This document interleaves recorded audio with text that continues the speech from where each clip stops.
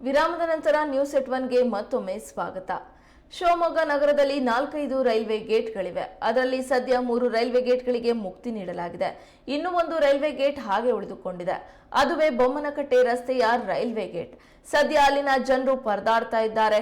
ಇದೀಗ ಶಿವಮೊಗ್ಗ ನಗರ ಶಾಸಕ ಚನ್ನಬಸಪ್ಪ ಅವರು ಶಿವಮೊಗ್ಗ ನಗರದ ಅಲ್ಲಮಪ್ರಭು ಮೈದಾನದ ಹಿಂಭಾಗದಲ್ಲಿರುವ ಬೊಮ್ಮನಕಟ್ಟೆ ರಸ್ತೆಯ ರೈಲ್ವೆ ಟ್ರ್ಯಾಕ್ ಬಳಿ ಟ್ರಾಫಿಕ್ ದಟ್ಟಣೆಯ ನಿವಾರಣೆಯ ದೃಷ್ಟಿಯಿಂದ ನೂತನ ಫ್ಲೈಓವರ್ ನಿರ್ಮಾಣಕ್ಕೆ ಸಂಬಂಧಿಸಿದಂತೆ ಇನ್ನು ಎನ್ಎಚ್ ಹಾಗೂ ಮಹಾನಗರ ಪಾಲಿಕೆಯ ಅಧಿಕಾರಿಗಳೊಂದಿಗೆ ಇಂದು ಭೇಟಿ ನೀಡಿ ಸ್ಥಳ ಪರಿಶೀಲನೆಯನ್ನ ನಡೆಸಿದ್ದಾರೆ.